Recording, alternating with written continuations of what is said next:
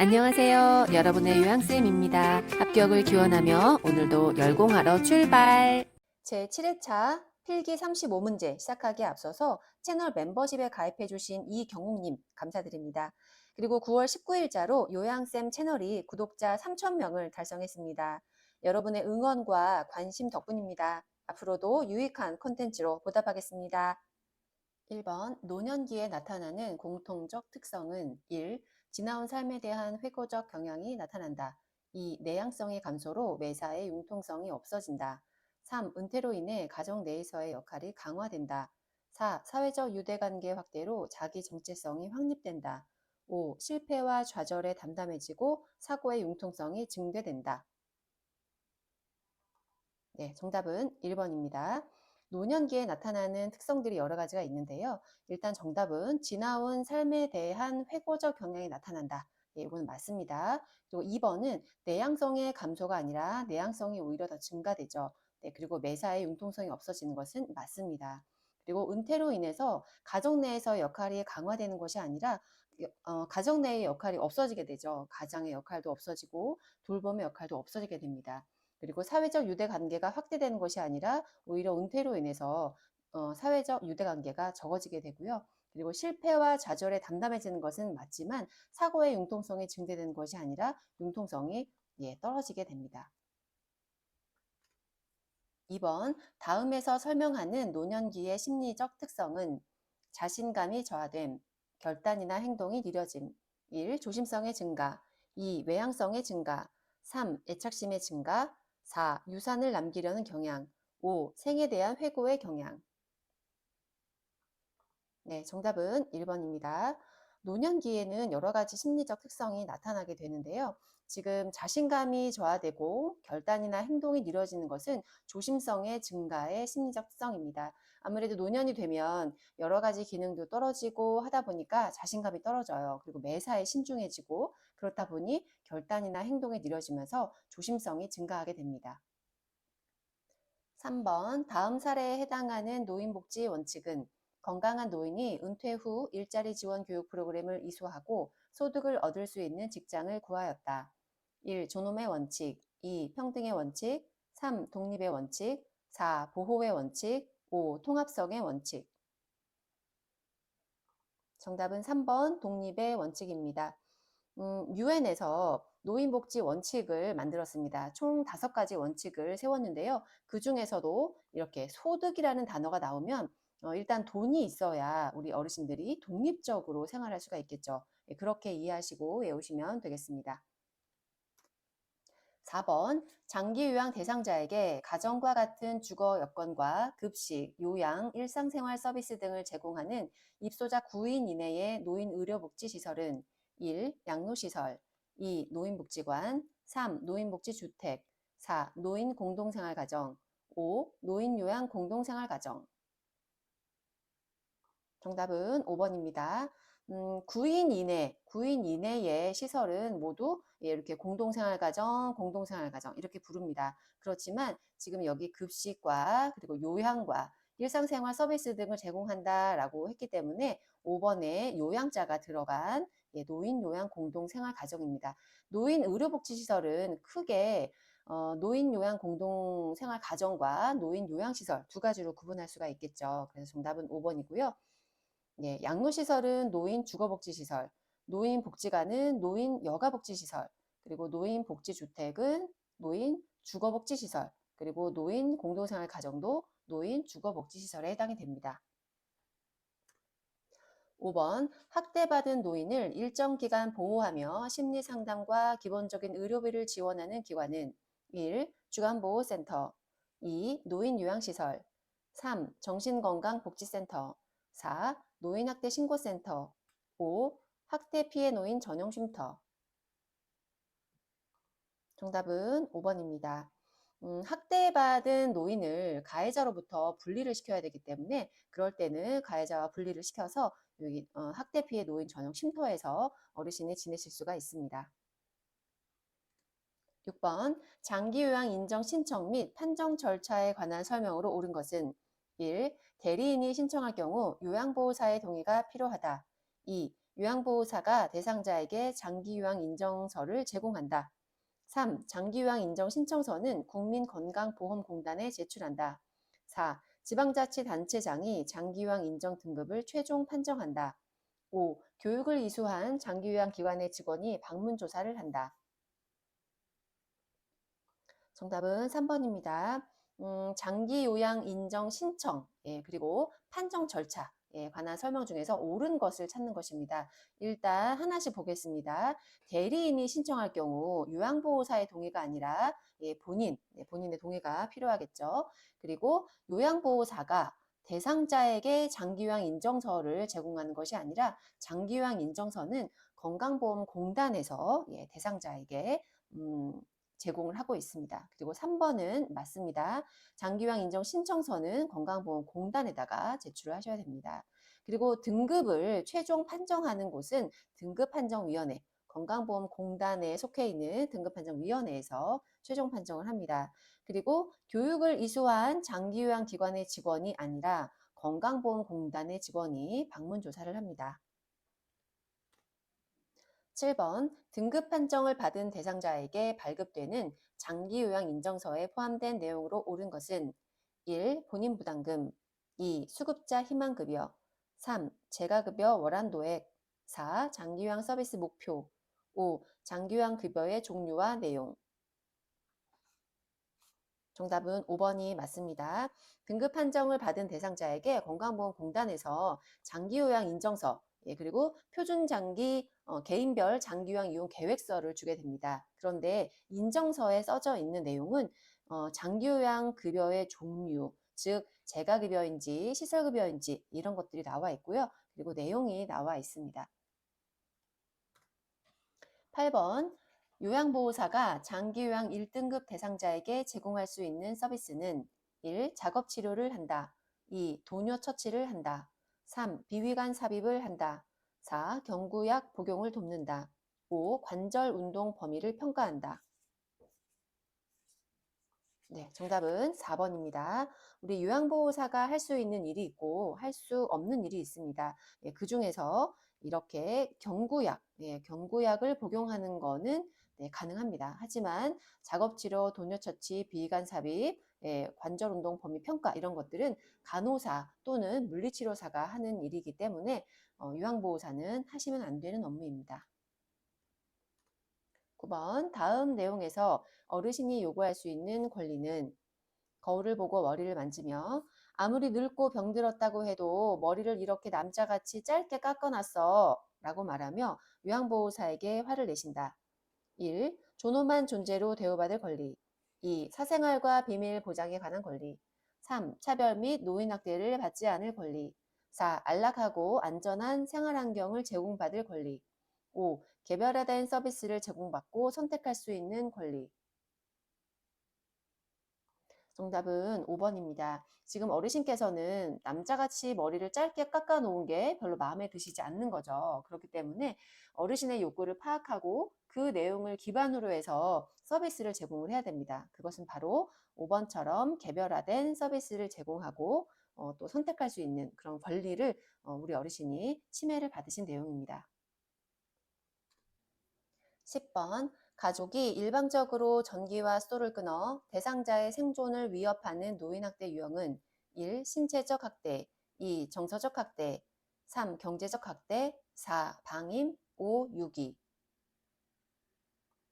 정답은 1번 신체적 학대입니다.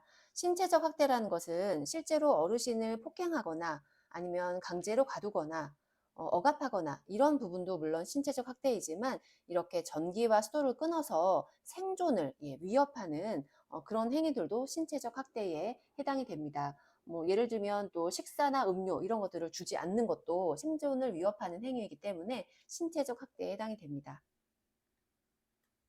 11번 장기요양 서비스의 질을 높이기 위해 설치된 장기요양요원지원센터의 역할은 1. 장기요양 인정 신청 2. 장기요양 서비스 비용 지급 3. 장기요양 서비스 모니터링 4. 장기요양 요원 권리 침해 상담 5. 장기요양 서비스 제공 계획 수립 네, 정답은 4번입니다. 장기요양요원 지원센터는 장기요양센터에서 일하는 요원들을 지원하기 위한 그런 곳입니다. 그래서 장기요양요원들의 권리 침해를 상담하거나 아니면 권익보호를 위한 여러 가지 교육들을 하는 그런 기관입니다. 12번 다음과 같은 내용의 성희롱 유형은 성적인 정보를 의도적으로 유포한다. 이상한 눈빛으로 안마를 해달라고 조른다. 야한 농담을 자주 하며 성 경험을 묻는다. 1. 육체적 성희롱 2. 시각적 성희롱 3. 언어적 성희롱 4. 사회적 성희롱 5. 위계적 성희롱 네, 정답은 3번입니다. 성희롱의 유형이 여러 가지가 있는데요. 그 중에서도 이렇게 묻는다라는 단어가 있잖아요. 예, 묻는 것은 바로 언어적인 거죠. 예, 말로 이야기하는 거기 때문에 힌트를 드리자면 물었기 때문에 언어적 성희롱이다 이렇게 외우시면 되겠습니다. 13번 침상 체위 변경 시 대상자가 음란한 농담을 하며 엉덩이를 만질 때 대처 방법은 1. 화를 내며 감정적으로 대응한다. 2. 피해 사실을 혼자만 알고 비밀로 한다. 3. 아무렇지 않은 듯 하던 일을 계속한다. 4. 성적 행동을 못하도록 단호하게 말한다. 5. 그럴 수도 있지라며 이해하고 조용히 자리를 피한다. 정답은 4번입니다. 이렇게 어르신에게 서비스를 제공하다가 이러한 성적인 그런 문제가 발생할 수도 있는데요. 예, 그럴 때는 성적 행동을 못하도록 단호하게 말씀하시는 게 맞습니다. 단호하게 거부 의사를 표현하시면 되겠습니다.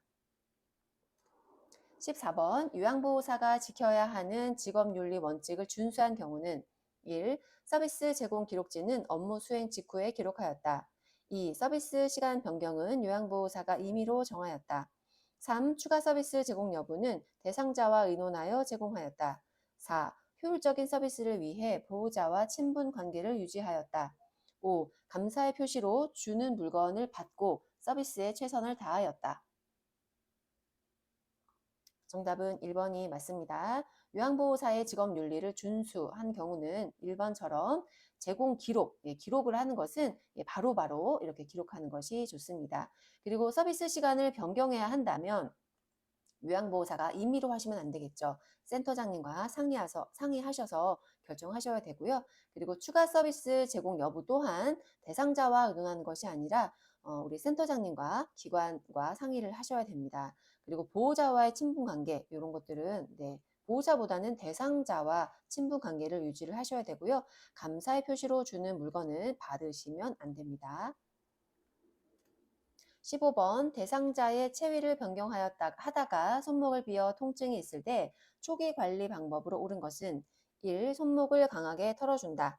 2. 손목을 심장보다 낮게 한다. 3. 손목 부위에 압박 붕대를 감아준다. 4. 손상 직후 손목 부위에 온찜질을 한다.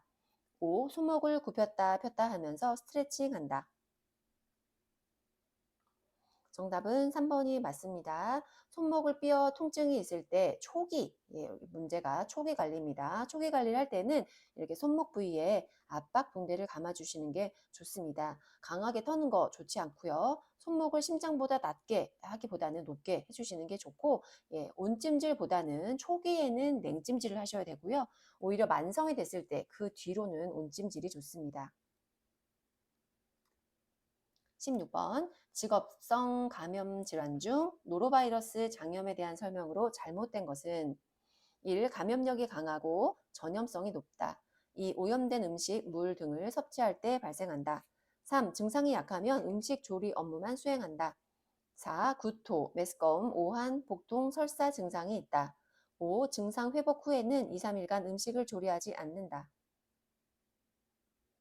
정답은 3번이 맞습니다. 지금 문제가 잘못된 거 찾는 거예요. 그래서 우리 노로바이러스 장염에 걸렸을 때는 이렇게 1번, 2번, 4번, 5번처럼 하시는 건 맞고요. 증상이 약하다고 하더라도 음식 조리를 수행하시면 안 됩니다. 전염성이 있기 때문에 음식 조리는 이렇게 5번처럼 음식 조리는 하지 않는 게 좋습니다. 17번 배가 고프기 시작할 때 명치 부위의 심한 통증과 식사 후 위가 부푼 듯한 팽만감 증상이 있는 대상자를 돕는 방법은 1. 음식을 뜨겁게 하여 제공한다. 2. 금식 후 음식 섭취량을 늘리도록 한다. 3. 미음 등의 부드러운 유동식을 제공한다. 4. 식사를 자주 하여 배고픔을 느끼지 않게 한다. 5. 하루 정도 물과 음식을 금식하여 구토를 조절한다. 정답은 3번입니다. 지금 증상을 보면 바로 이제 위염 증상입니다. 이렇게 위염이 있을 경우에는 3번처럼 미음 등의 부드러운 유동식을 제공해 주시는 게 좋습니다. 그리고 음식을 뜨겁게 제공하는 것은 좋지 않습니다. 너무 뜨겁거나 찬 음식 이런 거는 위에 좋지 않고요. 그리고 금식 후에 미음이나 이렇게 유동식 이런 것들로 식사를 해야 되지 너무 갑자기 늘리지 않도록 하셔야 됩니다. 그리고 3번은 이제 정답이고요. 식사를 자주 하여 배고픔을 느끼지 않게 하기보다는 하루 정도 이렇게 금식을 하시는 게 좋습니다. 그리고 5번이라고 생각하실 수도 있는데요. 하루 정도 물과 음식을 금식하여 라고 되어 있는데요. 음식을 금식하는 것은 맞습니다. 하지만 물까지 안 주게 되면 아무래도 탈수가 될 수 있겠죠. 그래서 오히려 금식할 때는 물을 자주 마셔주시는 게 좋습니다. 18번 대상자가 혈액과 점액이 섞인 설사와 변비를 반복할 때 의심할 수 있는 질환은 1. 식도암, 2. 대장암, 3. 담석증, 4. 맹장염, 5. 신부전증. 정답은 2번 대장암입니다. 지금 증상이 혈액과 점액이 섞여 있는 그런 설사, 이런 변비, 이런 것들이 반복될 때 대장암을 의심해 볼 수 있습니다. 대장암의 증상은 혈변을 보거나 이렇게 설사와 변비를 반복하거나 이러면서 체중이 감소되는 그런 증상이 있습니다. 그래서 정답은 2번 대장암입니다. 19번 만성기관지염으로 기도가 좁아져 숨쉬기 어려운 대상자를 돕는 방법으로 옳은 것은 1. 심호흡을 제한한다. 2. 뜨거운 물을 자주 제공한다. 3. 실내를 차고 건조하게 유지한다. 4. 호흡 곤란 시 앙화의 자세를 취하게 한다. 5. 처방대로 기관지 확장제를 사용하게 한다. 정답은 5번 처방대로 기관지 확장제를 사용하시면 됩니다. 만성기관지염은 이렇게 처방대로 기관지 확장제를 사용하시면 됩니다. 그리고 심호흡을 제한하기보다는 오히려 심호흡을 하게 해야 됩니다. 그렇게 해서 심호흡이나 기침을 해서 기관지 내 가래를 배출하게 하셔야 되고요. 그리고 너무 뜨거운 물, 그리고 너무 또 찬 거, 자극적인 이런 음식들은 좋지 않습니다. 그리고 실내를 차고 건조하게 유지하기보다는 이렇게 갑작스러운 온도 변화, 차가운 기후 이런 것들은 좋지 않습니다. 그리고 약간은 건조한 것보다는 촉촉하게 습기를 잘 조절을 해주셔야 되고요. 그리고 호흡이 곤란하다 이럴 때는 앙하의 자세보다는 반자회 자세가 좋습니다. 앙하의 자세라는 것은 똑바로 눕는 거예요. 근데 이런 것보다는 반자회 자세로 해서 이렇게 상체를 이렇게 반쯤 높여주시는 그런 자세로 하셔야 폐의 압력이 덜 가해지면서 호흡이 이렇게 용이해지게 됩니다. 정답은 5번입니다. 20번 결핵의 예방과 치료 방법으로 옳은 것은 1. 증상이 없으면 약 복용을 중단한다. 2. 접촉성 감염으로 손만 잘 씻으면 된다. 3. 스테로이드 약물 복용으로 예방할 수 있다. 4. 감염자와 접촉 시 즉시 격리 치료를 받는다. 5. 주기적으로 간 기능 검사와 객담 검사를 받는다. 정답은 5번입니다. 결핵에 대한 문제인데요. 결핵을 예방하고 치료하는 방법으로는 5번처럼 주기적으로 간 기능 검사, 그리고 객담 검사, 객담 검사는 가래를 얘기하는 거죠. 검사를 받으시면 되겠습니다. 그리고 결핵의 경우에는 증상이 없는 경우도 많이 있습니다. 그렇기 때문에 증상이 없다고 해서 약 복용을 중단하시면 안 되고요. 그리고 결핵은 접촉성 감염이 아니라 호흡기 감염이죠. 이렇게 공기로 감염되기 때문에 손만 잘 씻는다고 예방을 할 수가 없습니다. 그리고 예방은 이렇게 간 기능 검사, 엑스레이 검사, 가래 검사 이런 것들로 평상시에 예방을 하시면 되겠고요. 접촉했다고 해서 즉시 격리 치료를 받기보다는 일단 접촉을 했다면 검사부터 해보시는 게 맞습니다. 21번 노화에 따른 심혈관계 변화로 옳은 것은 1. 최대 심박 출량 감소, 2. 심장 근육 두께 감소, 3. 심장의 탄력성 증가, 4. 정맥의 순환 능력 증가, 5. 심장으로의 혈액순환 증가. 정답은 1번이 맞습니다. 노화가 되면서 심혈관계에도 여러 변화가 있게 되는데요. 1번처럼 심박 출량이 감소하게 됩니다. 그리고 심장 근육 두께는 오히려 더 두꺼워지게 되죠. 그러면서 심장 두께가 두꺼워지니까 탄력성도 떨어지게 됩니다. 그리고 정맥순환 능력이 다 이렇게 떨어지게 되죠. 그리고 심장으로의 혈액순환도 잘 되지 않기 때문에 감소가 됩니다. 22번 노화에 따른 근골격계 변화로 옳은 것은 1. 골반이 좁아진다. 2. 추간판이 얇아진다. 3. 근긴장도가 증가한다. 4. 인대의 탄력성이 증가한다. 5. 허리의 피하 지방이 감소한다. 정답은 2번입니다. 노화에 따라서 우리 근골격계도 많은 변화를 일으키게 되는데요. 일단 골반은 좁아지는 것이 아니라 넓어집니다. 그러면서 왜 엉덩이가 어르신들이 되면 엉덩이가 더 커지죠. 그리고 추간판이 얇아지는 것은 맞습니다. 추간판이라고 하는 것은 그 척추의 연골 조직, 즉 디스크라고 하는 건데요. 디스크가 얇아지면서 오그라들면서 키가 작아지게 됩니다. 그리고 근긴장도가 떨어지게 되죠. 근긴장도라는 것은 운동할 때 근육이 펴지고 오그라들고 이제 이렇게 하는 거를 근긴장도라고 하는데 잘 안 되죠. 어르신들이 되면 이렇게 근육이 펴지고 오그라드는 것들을 잘 못하게 됩니다. 떨어지게 되고요. 인대의 탄력성도 떨어집니다. 허리에 피하 지방 많아지게 되죠. 그래서 우리 어르신들이 이렇게 ET 모양의 몸이 되게 됩니다. 그래서 정답은 2번이 맞습니다. 23번 퇴행성 관절염에 대한 설명으로 옳은 것은 1. 활동 정도와 관계없이 통증이 일정하다. 2. 무릎 관절에 관절액이 많아지면 증상이 호전된다. 3. 계단 오르기는 관절에 도움이 되는 운동이다. 4. 통증이 악화되지 않는 범위 내에서 관절 운동을 한다.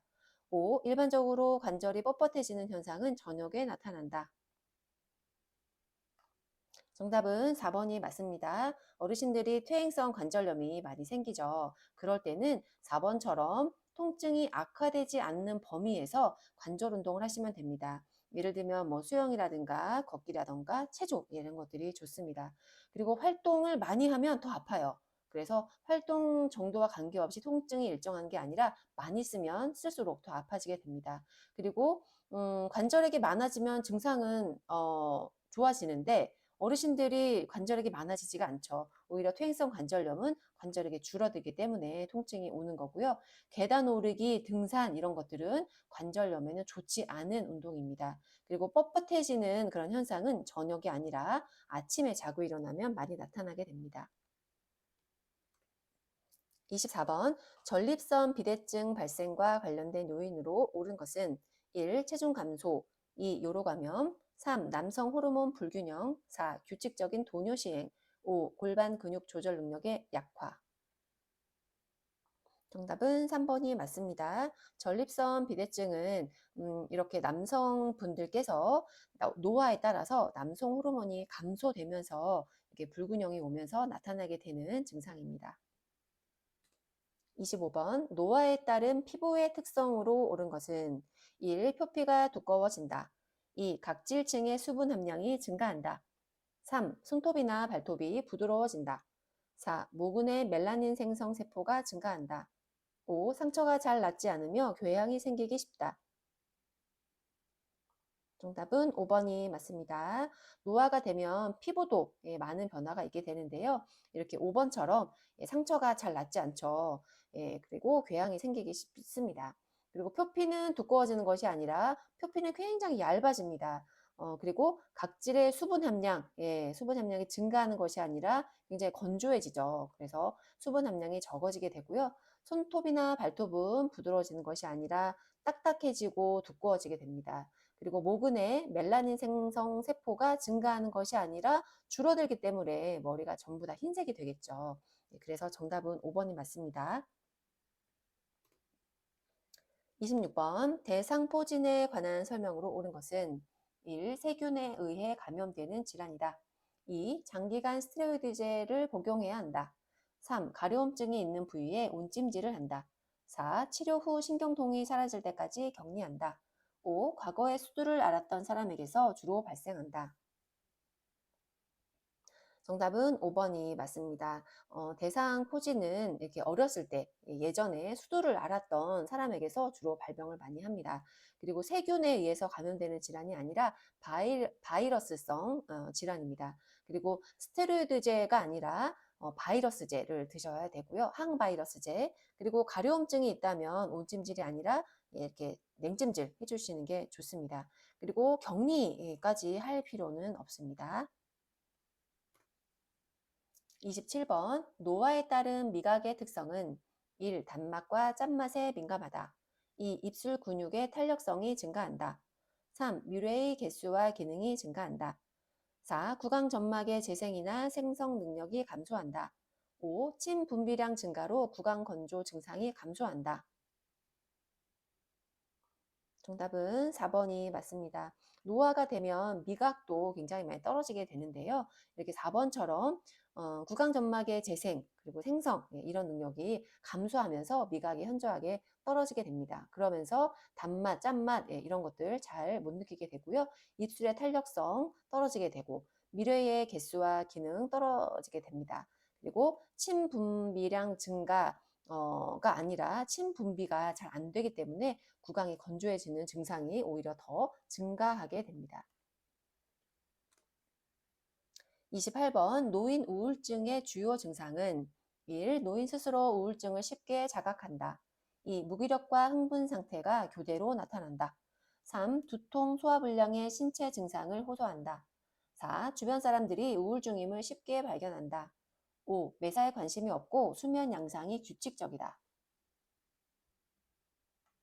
네, 정답은 3번이 맞습니다. 노인이 되면서 우울증을 겪는 그런 분들이 많이 계신데요. 대부분 이렇게 두통이나 소화불량 이런 신체 증상을 호소하는 경우가 많습니다.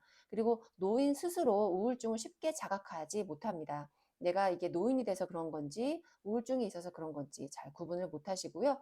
그리고 무기력과 흥분 상태가 교대로 나타난다면 이런 거는 조울증이겠죠. 그래서 대부분 흥분 상태보다는 무기력증이 굉장히 오래 지속되는 경우가 많이 있습니다. 그리고 이런 것들을 쉽게 구분할 수 없기 때문에 우울증인 것을 주변에서 잘 발견하지 못하게 됩니다. 그리고 매사에 관심이 없는 것은 맞지만 수면 양상이 굉장히 불규칙적이게 됩니다. 29번 다음 내용으로 확인할 수 있는 질환은 웃어보세요, 말해보세요, 양팔을 들어보세요, 걸어보세요, 1. 선망 2. 고혈압 3. 심부전증 4. 뇌졸중 5. 알츠하이머병 네, 정답은 4번 뇌졸중입니다. 뇌졸중이 있게 되면 운동 능력이 상실하거나 말하는 능력을 상실하거나 이런 것들이 증상이 있습니다. 그렇기 때문에 말해보거나 걸어보거나 이런 것들을 확인하게 됩니다. 30번 다음 중 약물 복용 방법으로 옳은 것은 1. 철분제는 우유와 함께 복용한다. 2. 인슐린은 식사 전 입으로 복용한다. 3. 고혈압 약은 자몽 주스와 함께 복용한다. 4. 기관지 확장제는 머리를 숙인 채 흡인한다. 5. 분할선이 있는 약은 쪼개거나 분쇄하여 복용한다. 네, 정답은 5번입니다. 약물 복용은 이렇게 5번처럼 분할선이 있는 약이라면 쪼개거나 분쇄해서 복용해도 됩니다. 그리고 철분제는 우유와 함께 즉 이렇게 칼슘이 있는 그런 칼슘이 많은 음식과 섭취하면 흡수를 방해하기 때문에 좋지 않습니다. 그리고 인슐린은 입으로 복용하는 것이 아니라 주사로 투여하게 되고요. 그리고 고혈압 약은 자몽 주스랑 함께 복용하시면 안 됩니다. 자몽 주스는 혈압약의 대사를 방해해서 혈중 농도를 높일 수 있는 그런 부작용의 위험이 있기 때문에 함께 복용하시면 안 되고요. 기관지 확장제는 머리를 숙인 채 흡인하는 것이 아니라 약간 머리를 뒤로 젖힌 채에서 흡인을 하시는 게 좋은 방법입니다. 31번 65세 이상 노인 대상자에게 매년 1회 권장하는 예방접종은 1. 화상풍 2. 폐렴구균 3. 대상포진 4. 인플루엔자 5. 디프테리아 정답은 4번 인플루엔자입니다. 매년 1회, 매년 1회 권장하는 예방접종은 인플루엔자, 독감 예방접종입니다. 32번 요양보호 기록의 명칭과 기록 내용이 바르게 연결된 것은 1. 상태 기록지 대상자 방문 시 각종 상담 내용. 2. 사고 보고서, 섭취, 배설, 목욕 등 상태. 3. 인수인계서, 서비스 제공 내용 및 시간. 4. 장기요양급여 제공 계획서, 서비스 목표, 내용, 횟수 등. 5. 장기요양급여 제공 기록지, 사례회의 검토 내용 및 결과. 정답은 4번입니다. 요양보 기록을 하는 그런 내용들이 많이 있는데요. 그 명칭과 내용이 바르게 연결된 것을 찾는 것입니다. 정답은 4번 장기요양급여를 어떻게 제공할 것인지 계획에 대한 것은 서비스의 목표, 내용, 횟수 등 이런 것들이 계획서에 적혀 있습니다. 그리고 상태 기록지는 어르신의 섭취나 배설이나 이런 것들, 목욕 상태를 적어 놓은 거고요. 사고 보고서는 사고가 났을 때 사고의 시간이나 내용들을 기록하게 되고, 인수인계서는 요양보호사가 그만두거나 아니면 장기 이렇게 휴가를 갈 때 업무의 내용들을 적게 되겠고요. 그리고 장기요양급여 제공 기록지는 이렇게 서비스의 제공과 서비스 제공의 내용과 시간들을 적는 것을 제공 기록지라고 이야기를 합니다. 33번 요양보호사의 재가급여 제공 내용을 국민건강보험공단에 실시간으로 전송하고 이를 급여비용 청구와 자동으로 연계하는 관리체계는 1. 보건복지 포탈, 2. 사회복지 통합관리망, 3. 요양시설 관리 시스템, 4. 재가급여 전자관리 시스템, 5. 건강보험급여 청구 시스템. 정답은 4번입니다. 재가급여 서비스를 제공하는 것은 어르신 댁으로 가서 서비스를 제공하는 거잖아요. 옛날에는 이것들을 다 수기로 작성을 했었는데 이제는 이렇게 전자로, 전자 서비스로 출퇴근을 실시간으로 전송을 합니다. 그래서 서비스를 제공하기 시작할 때 전송하고 서비스를 다 하고 나서 또 전송을 하게 됩니다. 그렇게 하는 시스템을 재가급여 전자관리 시스템 RFID라고도 하는데요. 그렇게 시스템을 활용하고 있습니다. 34번 임종이 가까운 대상자가 같은 동작을 반복하며 불안정한 상태를 보일 때 대처 방법은 1. 옆에 머물며 손을 잡아준다. 2. 모든 문을 닫아 소음을 차단한다. 3. 안정을 위해 가족의 면회를 중단한다. 4. 조용히 혼자만의 시간을 갖도록 해준다. 5. 진정제를 투여하고 조명을 어둡게 한다. 정답은 1번입니다. 임종이 가까웠을 때 우리가 어르신들을 또 이렇게 도와드려야 하는데요. 1번처럼 옆에 머물면서 손을 잡아주고 불안한 마음을 함께 위로해 주시면 되겠습니다. 모든 문을 닫아서 소음을 차단하기보다는 오히려 주기적으로 환기를 시켜서 답답하지 않게 해주시는 게 좋겠고요. 그리고 면회를 중단하기보다는 오히려 가족들이 함께 할 수 있도록 해주시면 되겠습니다. 그리고 혼자만의 시간을 갖기보다는 정서적으로 고립되지 않도록 가족이나 이렇게 요양보호사가 옆에 함께 있어 주시면 좋겠습니다. 35번 감염 예방을 위한 가장 경제적이며 효과적인 방법은 1. 예방접종을 한다. 2. 보습제를 바른다. 3. 6단계 손 씻기를 한다. 4. 채소를 반드시 익혀 먹는다. 5. 고용량 비타민제를 복용한다. 정답은 3번입니다. 감염 예방에 가장 효과가 좋은 것은 손 씻기입니다. 손 씻기는 아무리 강조를 해도 지나치지 않겠죠? 정답은 3번 6단계 손 씻기를 한다입니다. 이렇게 해서 7차 필기 35문제 모두 마쳤습니다. 끝까지 시청해 주셔서 감사합니다. 오늘도 수고 많으셨습니다. 요양보호사 시험 요양쌤과 함께라면 가능합니다. 도움이 되셨다면 구독과 좋아요 부탁드려요.